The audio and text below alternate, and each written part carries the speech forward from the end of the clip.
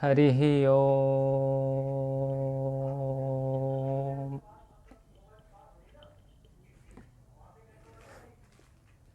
राम राम मित्रों, पहले समाधिपाद का 8वें सूत्र तक हो गया था पूरा, और इसमें एक और बात बता देना चाहते हैं हम कि ये जो पतंजलि योग है इसी को अष्टांग योग भी कहा जाता है और ध्यान योग भी कहा जाता है। किसी को किसी तरह का कोई कन्फ्यूजन ना हो इसके लिए हम बता देना चाहते हैं। अष्टांग योग यानी कि इसमें 8 अंग हैं योग के, इसीलिए इसको अष्टांग योग भी कहा जाता है।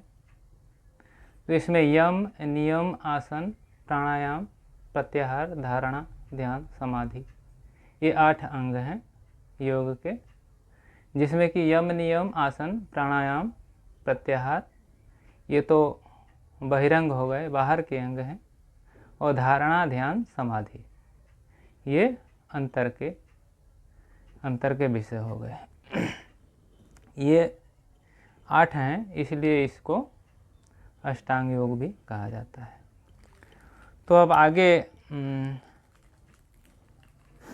आगे हम 9वें सूत्र से चालू करते हैं। समाधिपाद के 9वें सूत्र से 8वां सूत्र तक तो हो गया था, अब 9वां सूत्र है। शब्द ज्ञानानुपाति वस्तु शून्यो विकल्प।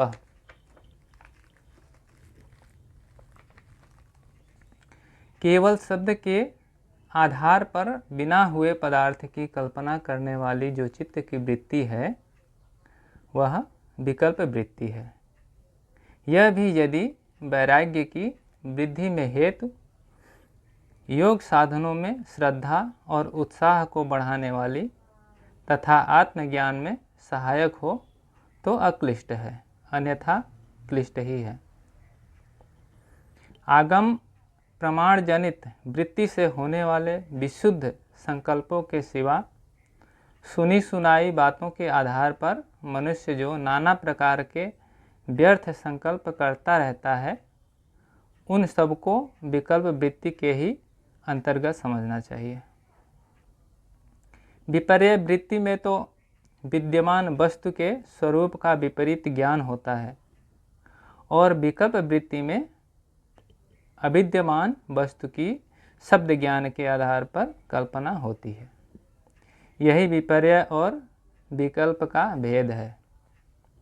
जैसे कोई मनुष्य सुनी सुनाई बातों के आधार पर अपनी मान्यता के अनुसार भगवान के रूप की कल्पना करके भगवान का ध्यान करता है, पर जिस स्वरूप का वह ध्यान करता है उसे न तो उसने देखा है, न वेद शास्त्र सम्मत है, और न वैसा कोई भगवान का स्वरूप वास्तव में है ही, केवल कल्पना मात्र ही है। यह विकल्प वृत्ति मनुष्य को भगवान के चिंतन में लगाने वाली होने से अक्लिष्ट है। दूसरी जो भोगों में प्रवृत्त करने वाली विकल्प वृत्तियां हैं वे क्लिष्ट हैं।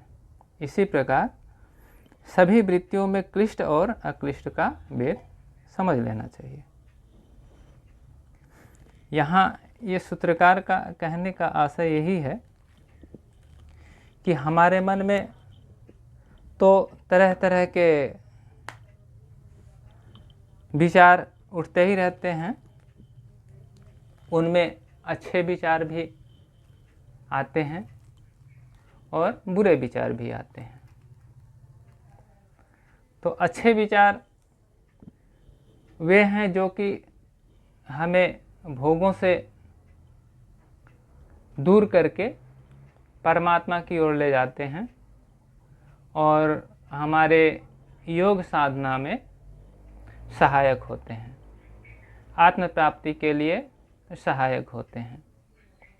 इस तरह के जो भी विचार हमारे अंदर उठते हैं तो वे सात्विक विचार तो वे तो सहायक हैं, अक्लिष्ट हैं। इनको ये आवे तो अच्छा ही है,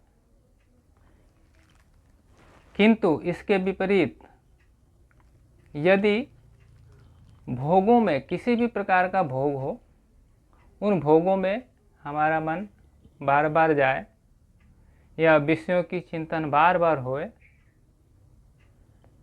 कि विषय ही हमको अच्छा लगने लग जाए, तो ये समझना चाहिए कि ये अच्छा नहीं है, ये क्लिष्ट है, ये हमारे योग मार्ग में बाधक है।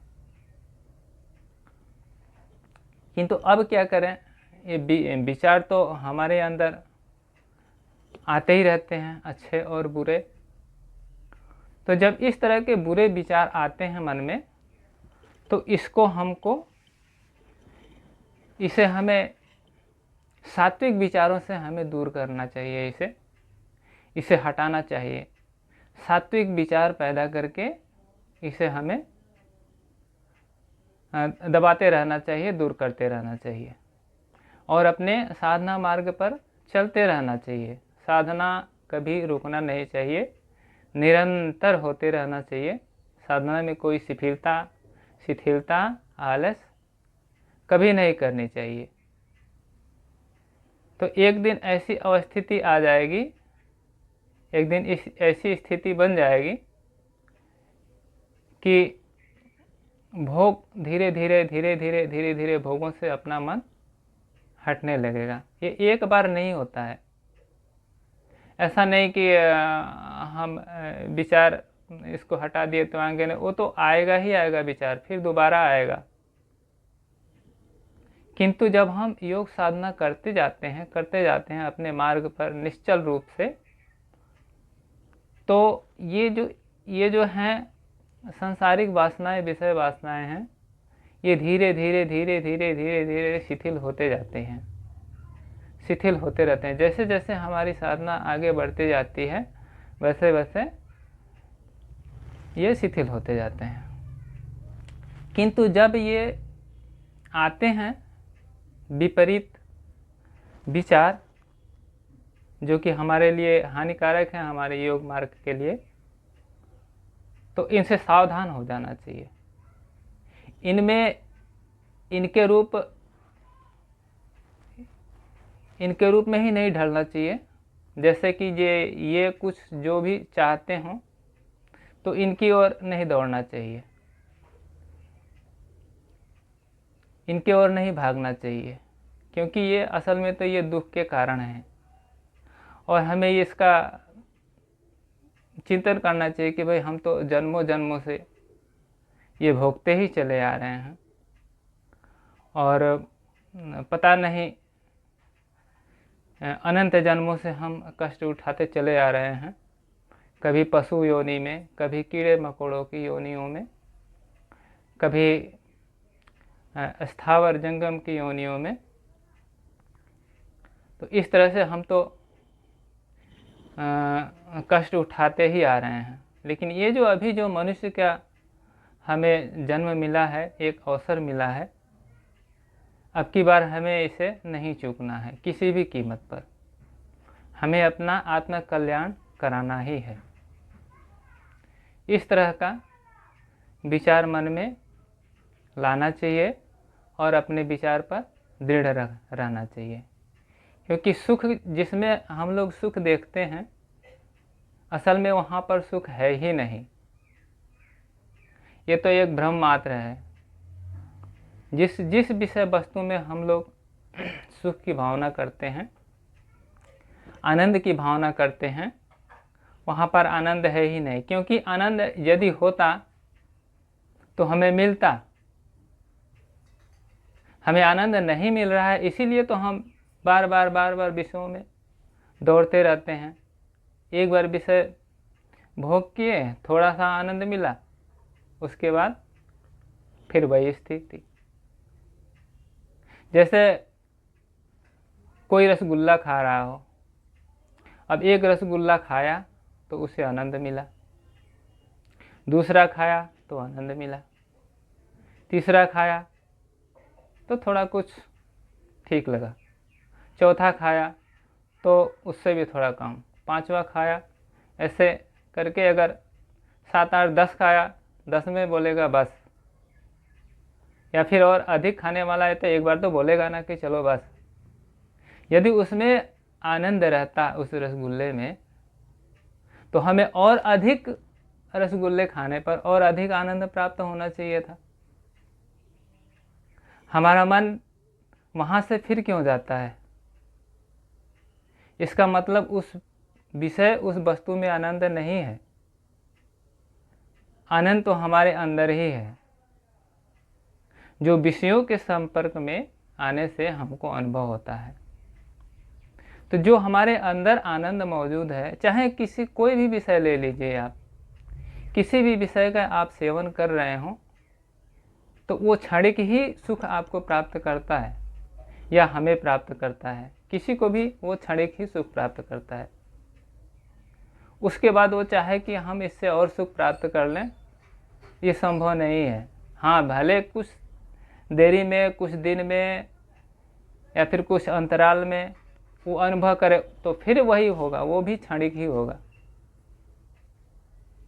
तो इसलिए यदि इसमें हमें आनंद होता, यदि इन विषयों में, वस्तुओं में, तो हमें तो हमेशा के लिए हो जाना चाहिए था प्राप्त आनंद, परंतु ऐसा नहीं है।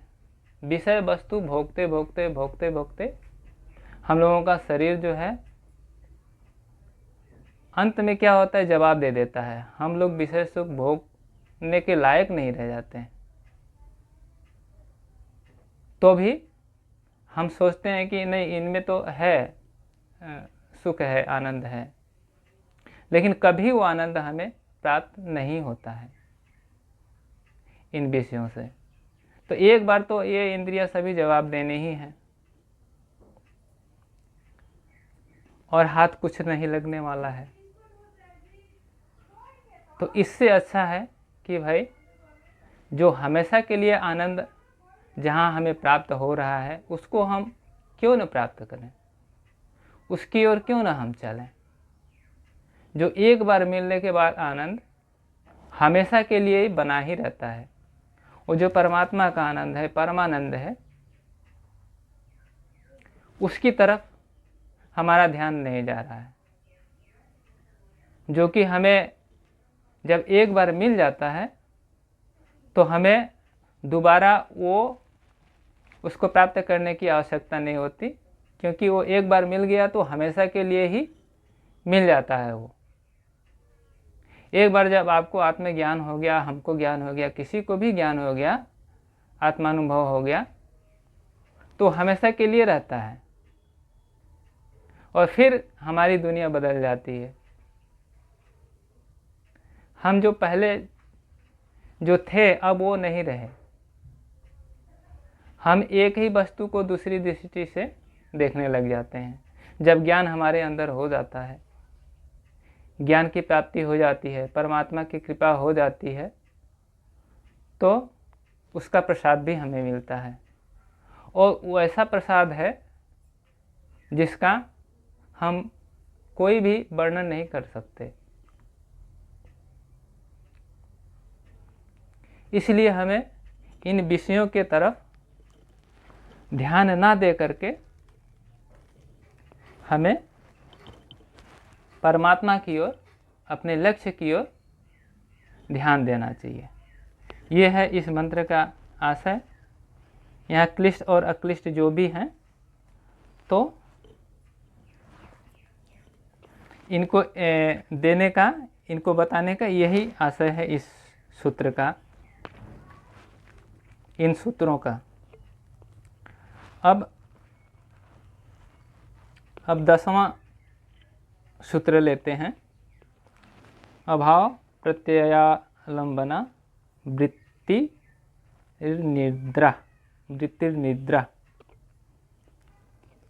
अब 10वां सूत्र आ गया ऐसे: जिस मनुष्य को किसी भी विषय का ज्ञान नहीं रहता, केवल मात्र ज्ञान के अभाव की ही प्रतीति रहती है, वह ज्ञान के अभाव का ज्ञान जिस चित्त वृत्ति के आश्रित रहता है वह निद्रा वृत्ति है। निद्रा भी चित्त की वृत्ति विशेष है। तभी तो मनुष्य गाढ़ निद्रा से उठकर कहता है कि मुझे आज ऐसी गाढ़ निद्रा आई जिसमें किसी बात की कोई खबर नहीं रही। इस स्मृति वृत्ति से ही यह सिद्ध होता है कि निद्रा भी एक वृत्ति है, नहीं तो जगने पर उसकी स्मृति कैसे होती। अब यहाँ पर एक मित्र एक बहुत ही बड़ी बात आ गई यहाँ पर निद्रा को भी वृत्ति कहा गया है। यानी कि यदि निद्रा एक वृत्ति है तो कहीं न कहीं इस पर मनुष्य विजय प्राप्त कर सकता है।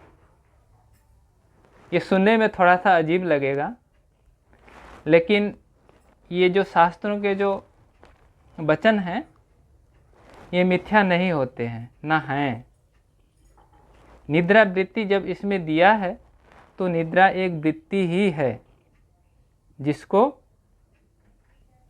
जिसे पराजित किया जा सकता है। इसलिए ये एक बहुत ही विषय है, ये एक रोचक विषय है निद्रा वृत्ति जो यहाँ बताई गई है। क्योंकि देखा भी जाता है, हमने एक संत के मुंह से सुना था कि एक गुरु जी थे उनके, तो वो उनको बता रहे थे कि रात को वे उनको सोते हुए नहीं देखे, रात भर भजन करते थे वो, सोते हुए उनने गुरु जी को नहीं देखा।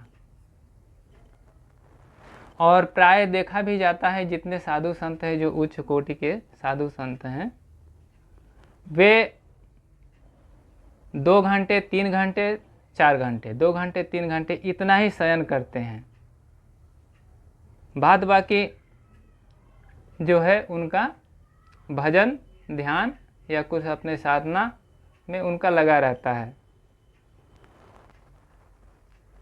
ये तो कोई भी इनके करीब जाकर के देख सकता है।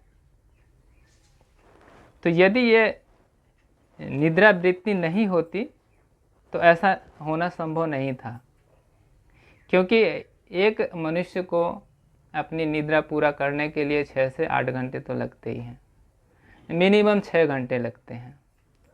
तो निद्रा वृत्ति यदि है, यदि इस पर हम लोग काबू पाते हैं तो हमारे लिए तो एक तरह से खजाना से भी बढ़कर अनमोल रत्न मिल गया, समझ लीजिए।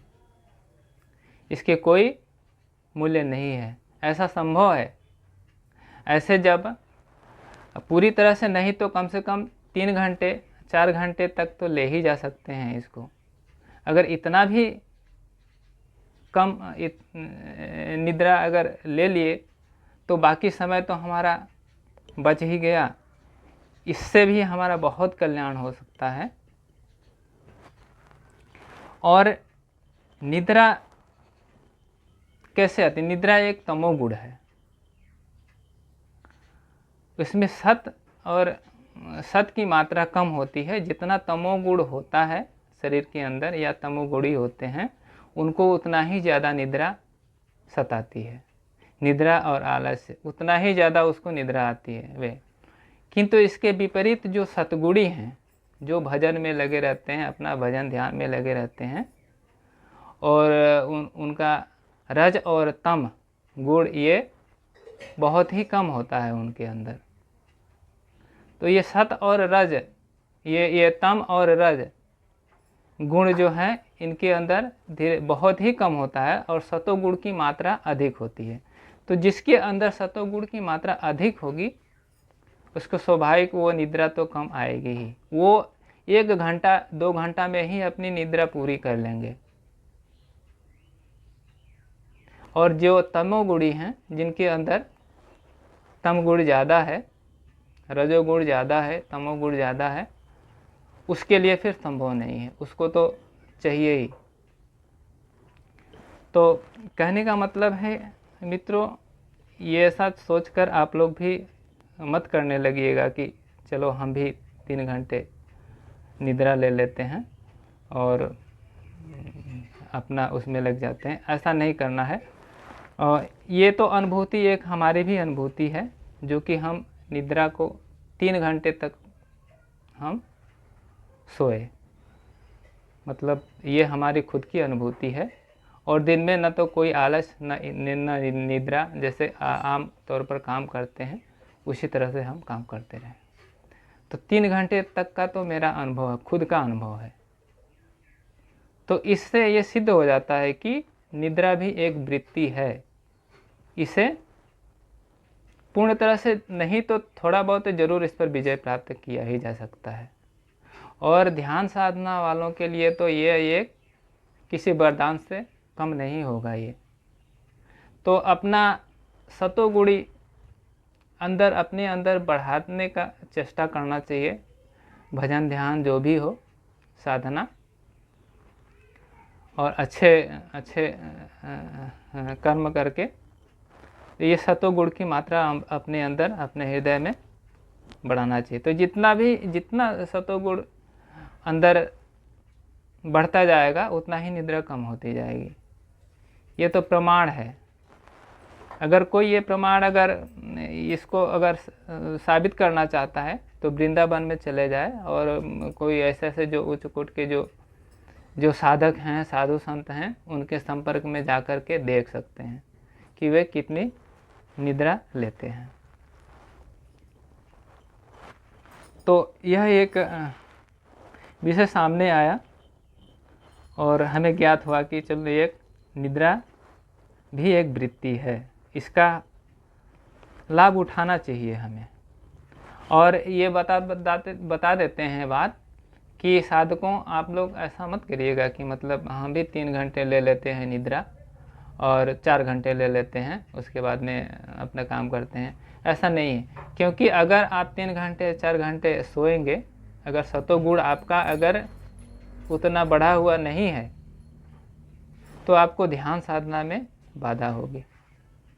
ध्यान में आपका मन नहीं लगेगा, अच्छा से निद्रा आएगी, आलस्य आएगी। जो भी आप काम करेंगे आप उसको अच्छे तरीके से नहीं कर पाएंगे। तो इसमें ये आप ध्यान दीजिएगा, क्योंकि अपने सतोगुण बढ़ाने के ऊपर जोर दीजिएगा। वो धीरे धीरे स्वतः कम होते कम हो जाएगी आपकी निद्रा एक दिन। लेकिन तुरंत आप चाहेंगे कि नहीं चलो हम भी कर लेते हैं, तो ये लाभ के बजाय नुकसान ही देने वाला है।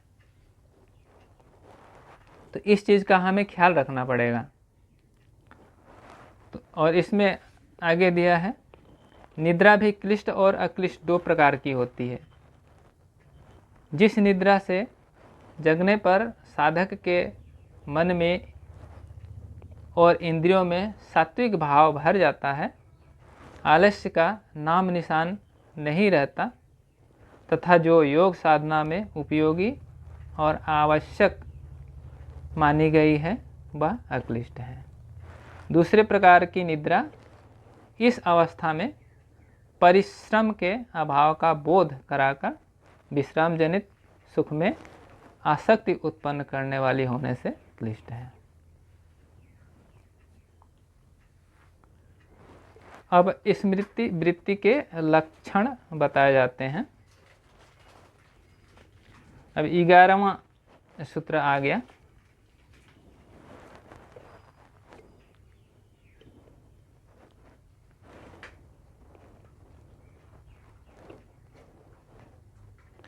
यहाँ पर एक बात और है कि गीता में भी यहाँ पे दिया गया है, जो अभी बताया गया है, कि दुखों का नाश करने वाला योग तो यथा योग्य आहार विहार करने वाले का, कर्मों में यथा योग्य चेष्टा करने वाले का और सोने तथा जागने वाले का ही सिद्ध होता है। ये गीता में दिया हुआ है। इसका मतलब आहार और निद्रा, मतलब ये एक तो इसको सामंजस्य इसमें बना के ही योग में सफलता हम प्राप्त कर सकते हैं।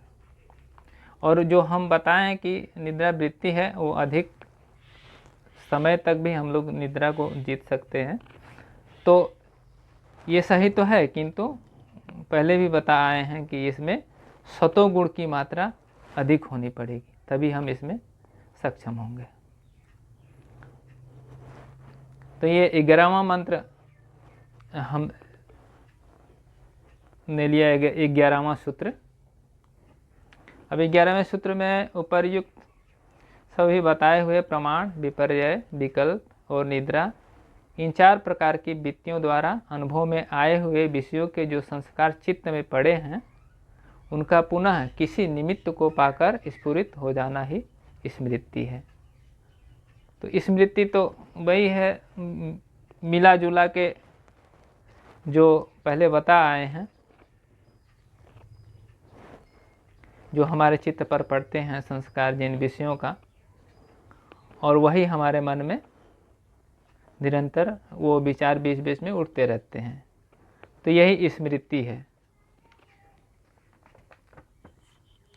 4 प्रकार की वृत्तियों के सिवा इस स्मृति वृत्ति से जो संस्कार चित्त पर पड़ते हैं, उनमें भी पुनः स्मृति वृत्ति उत्पन्न होती है। स्मृति वृत्ति भी क्लिष्ट और अक्लिष्ट दोनों ही प्रकार की होती हैं। जिस स्मरण से मनुष्य का भोगों में वैराग्य होता है तथा जो योग साधनाओं में श्रद्धा और उत्साह बढ़ाने वाला एवं आत्मज्ञान में सहायक है, वह तो अक्लिष्ट है, और जिससे भोगों में राग द्वेष बढ़ता है वह क्लिष्ट है। स्वप्न को कोई कोई स्मृति वृत्ति भी मानते हैं। अब यहाँ तक तो 11वां मंत्र पूरा हो गया, 11वां सूत्र। अब यहाँ पर 12वां सूत्र आ गया। यहाँ तक योग की कर्तव्यता, योग के लक्षण और चित्त वृत्तियों के लक्षण बतलाए गए। अब उन चित्त वृत्तियों के निरोध का उपाय बतलाते हैं अगले सूत्र 12वें में। तो अब ये 12वां सूत्र आ गया दोस्तों। इसकी व्याख्या इस प्रकार है, चित्त वृत्ति निरुद्ध करने के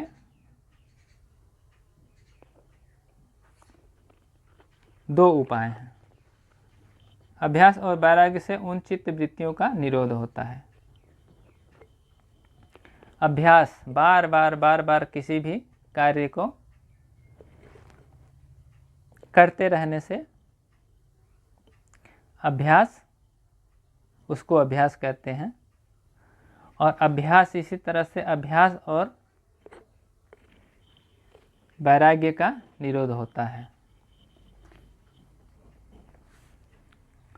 अभ्यास और वैराग्य, चित्त का स्वाभाविक बहिर्मुख प्रवाह वैराग्य द्वारा निवृत्त होता है। अभ्यास द्वारा आत्मोन्मुख आंतरिक प्रवाह स्थिर होता है। अब इसमें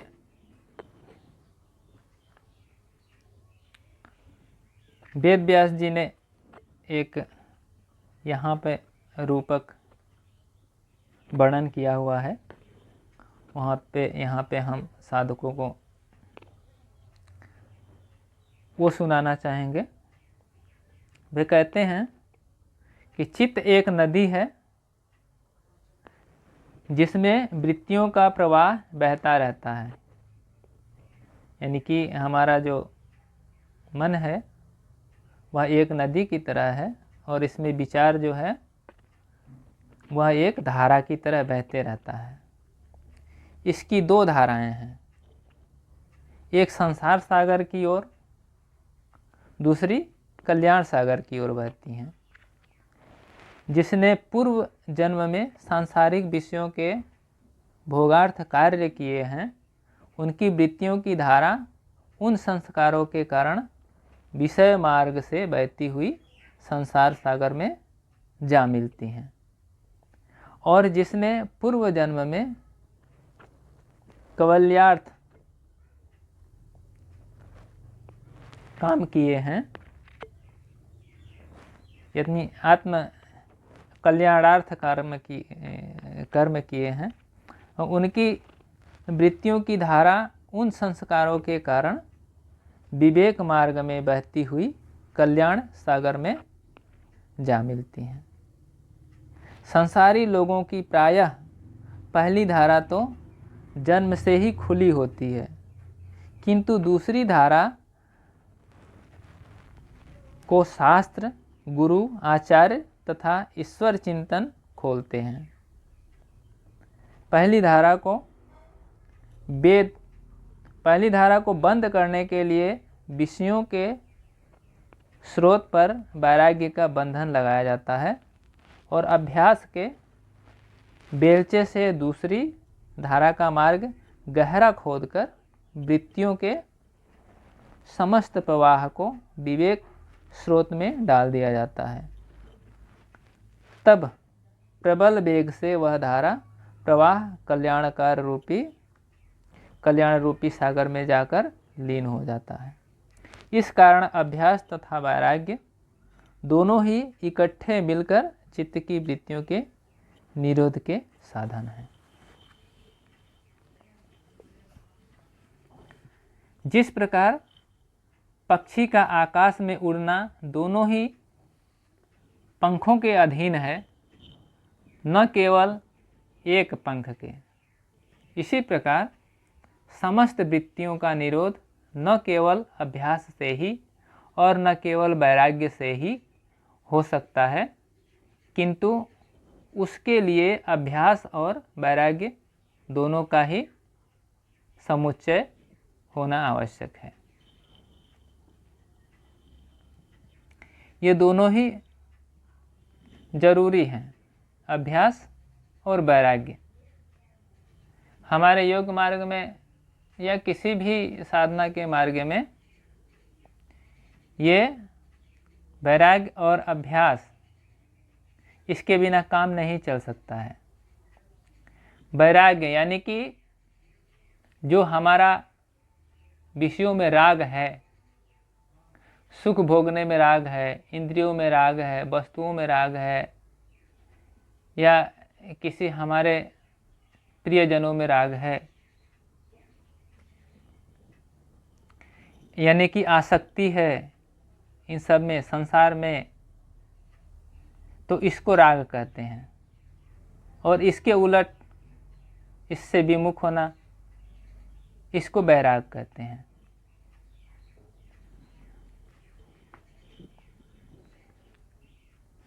तो अब समस्त वृत्तियों का निरोध न केवल अभ्यास से ही और न केवल वैराग्य से ही हो सकता है, किंतु उसके लिए अभ्यास और वैराग्य दोनों का ही समुच्चय होना आवश्यक है। तमोगुण की अधिकता से चित्त में लय रूप निद्रा, आलस्य, निरुत्साह आदि मूढ़ावस्था का दोष उत्पन्न होता है। तमोगुण की अगर मात्रा अधिक हो जाए किसी में, तो उसमें निद्रा अधिक आती है, आलस्य आता है, निरुत्साह है, मूढ़ावस्था यानी कि उसको समझ नहीं पाता है वो वस्तुओं को अच्छी तरह से, अज्ञान एक तरह से कहा जाए, तो ये दोष उत्पन्न होता है उसमें, तमोगुणी में। और रजोगुण की अधिकता से चित्त में चंचलता रूप विक्षेप दोष उत्पन्न होता है। यानी कि ये रजोगुण जो है वो चंचल स्वभाव का है, एक जगह टिकता नहीं है, इधर से उधर, उधर से उधर, उधर से उधर, उसमें चंचलता, इसमें ये दोष है, इसका ये उत्पन्न होता है। अभ्यास से तमोगुण की निवृत्ति होती है और वैराग्य से रजोगुण की।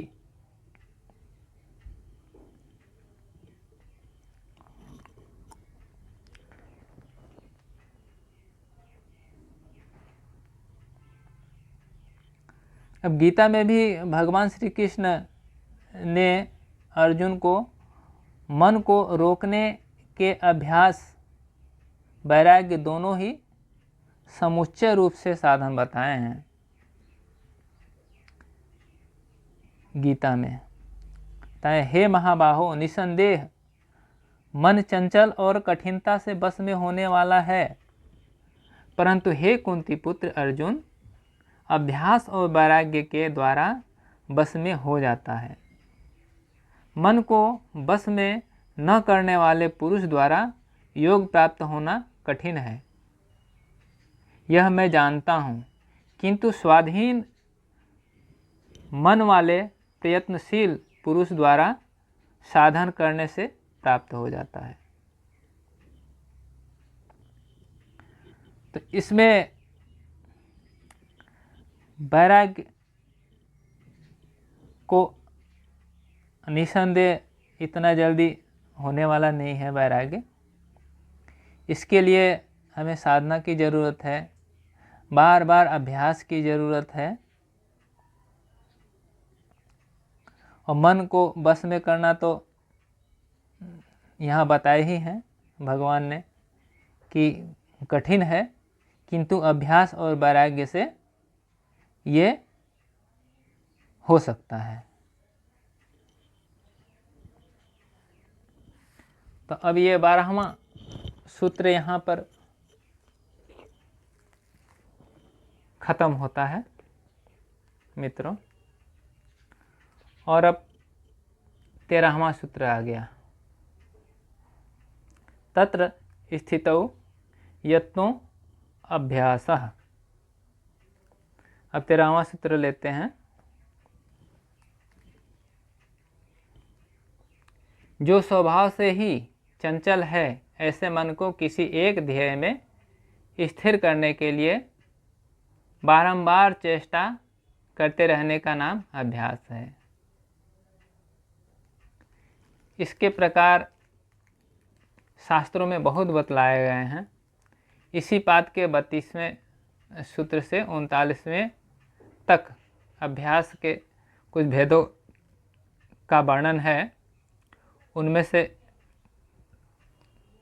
साधक को देख लेना चाहिए, जिस साधक के लिए जो सुगम हो, जिसमें उनकी स्वाभाविक रुचि हो और श्रद्धा हो, उसके लिए वही ठीक है। तो यहाँ पर लिखते हैं अभ्यास, मन को किसी एक ध्येय में स्थिर करने के लिए बार बार चेष्टा करने का नाम अभ्यास है। यानी यदि कोई अभ्यास कर रहा है, किसी भगवान के स्वरूप का अभ्यास कर रहा है बैठ करके, तो बार बार उसका अभ्यास करते रहना चाहिए।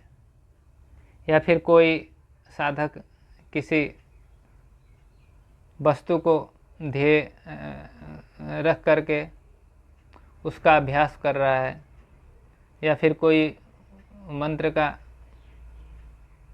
अभ्यास कर रहा है, तो बार बार चित्त तो मन तो इधर उधर जाते ही रहता है, किंतु उसको वहाँ से हटाकर बार बार जहाँ पे वो ध्यान कर रहा है, जहाँ पे मन लगा रहा है, उसको बार बार वहीं पे मन लगाते रहना चाहिए। कई साधक हैं तो अपने चक्रों पे ध्यान लगाते हैं। तो मैं तो कहूँगा कि अच्छा है कि ईश्वर की प्रतिमा हो तो उस पे ध्यान लगाया जाए तो अच्छा रहेगा, क्योंकि यहाँ पर तो ईश्वर के मन में वो बनी रहती है भगवान का स्वरूप, और भगवान भी अंदर बने रहते हैं। तो इसमें सहायता मिलती है। योग साधना में। ऐसा मेरा मानना है। बाकी जो साधक हैं वो जहाँ भी ध्यान करते हों अपना कर सकते हैं। तो इसमें यही है, उनको देखना है कि हमारी चित्त वृत्ति कहाँ जा रही है। यदि चित्त वृत्ति जा रही है तो वहाँ से हट के अपने फिर जहाँ पे ध्यान लगाते हैं, जहाँ पे ध्यान कर रहे हैं, वहाँ पे पुनः आ जाना चाहिए।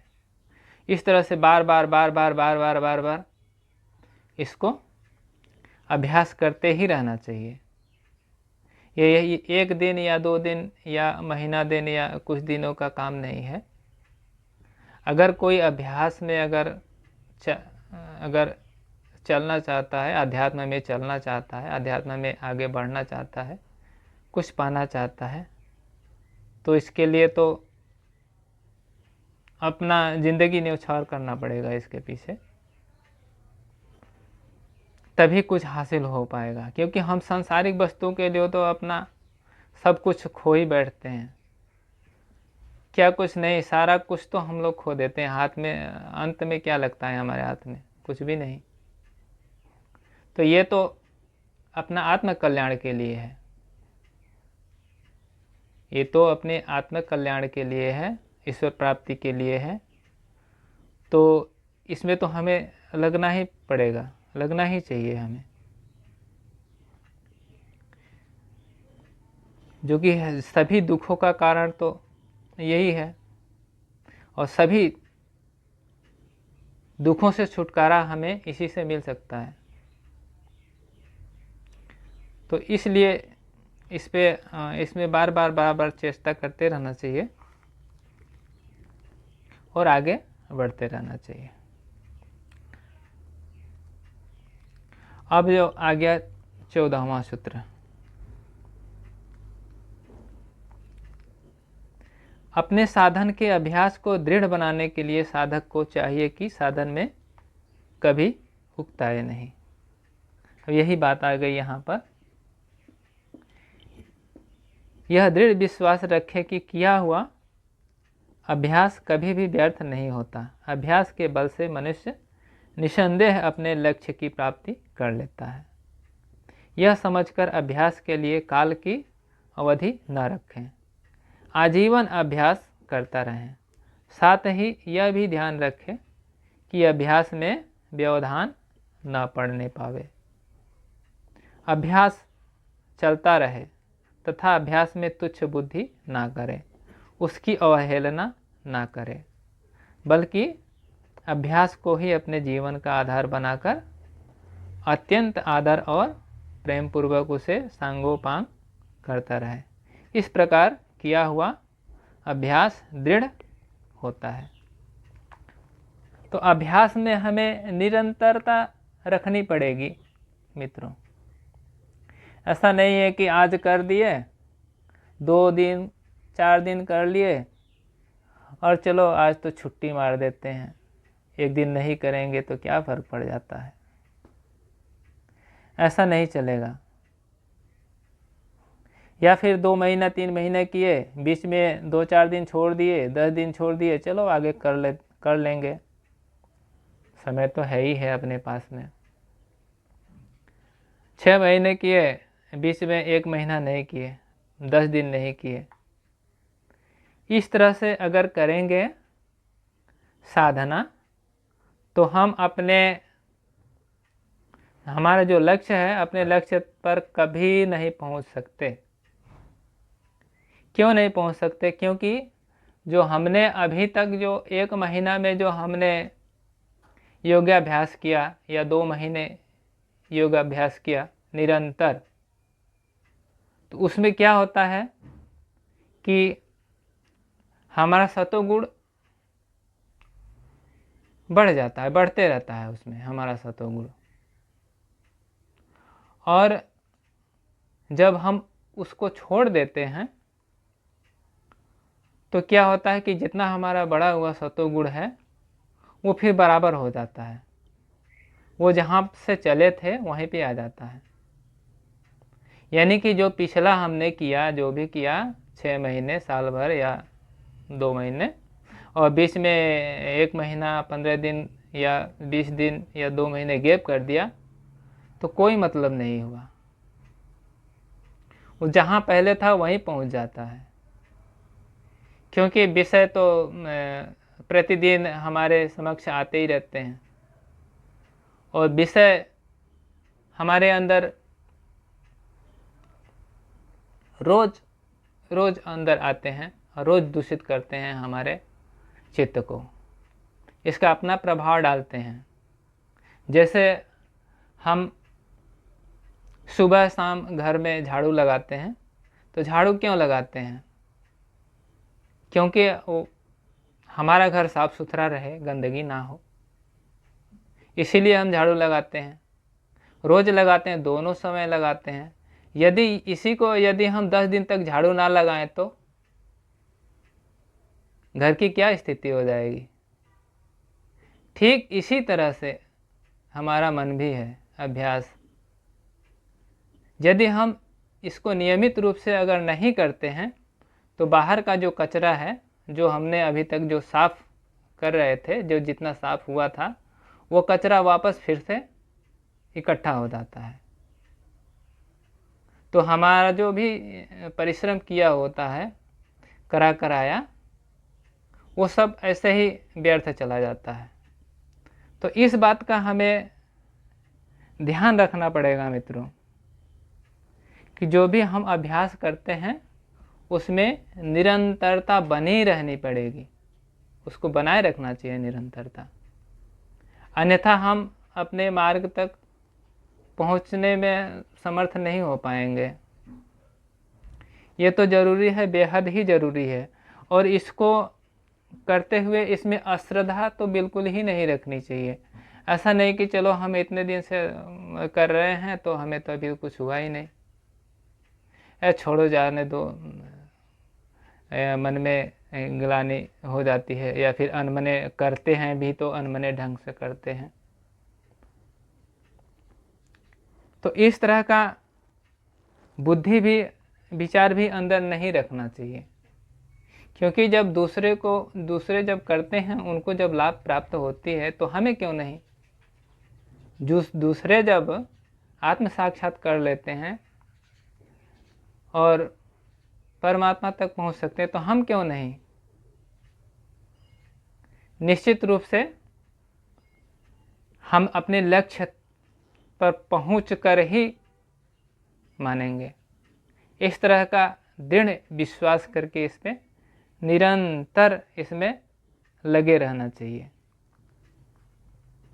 यानी कि व्यवधान इसमें नहीं आने चाहिए, व्यवधान आने देना नहीं चाहिए, इसकी अवहेलना नहीं करनी चाहिए, परंतु इसको आदर पूर्वक करना चाहिए। जितना आदर पूर्वक करेंगे, जितना इसमें श्रद्धा रखेंगे, उतना ही समझ लीजिए अपना काम बनता जाएगा। श्रद्धा बहुत बड़ी चीज़ है। श्रद्धा से किया हुआ सबसे तो ज़्यादा ये जो भगवान मार्ग में जो श्रद्धा होती है, ये बहुत काम की चीज़ है। अगर श्रद्धा से जिसके पास जितनी श्रद्धा होगी, वो अपने लक्ष्य तक उतना ही जल्दी पहुंचेगा,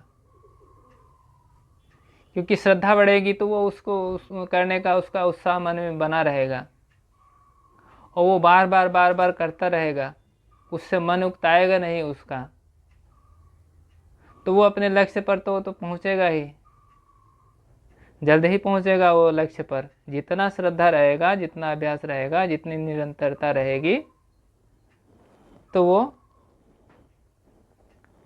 अपने अभ्यास तक उतना ही जल्दी पहुंचेगा वो।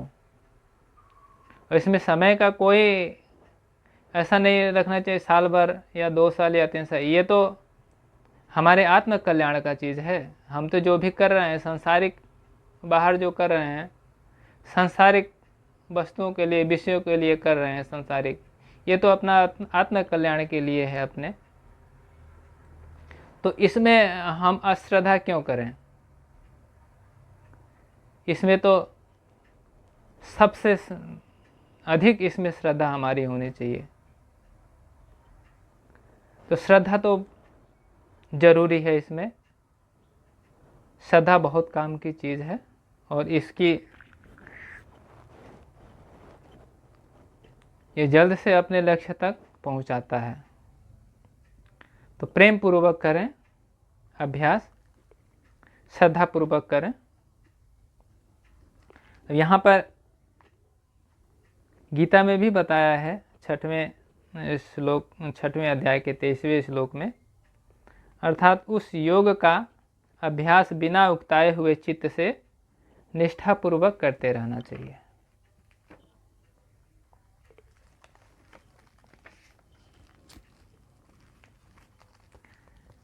ये 14वां सूत्र तो खत्म हुआ मित्रों।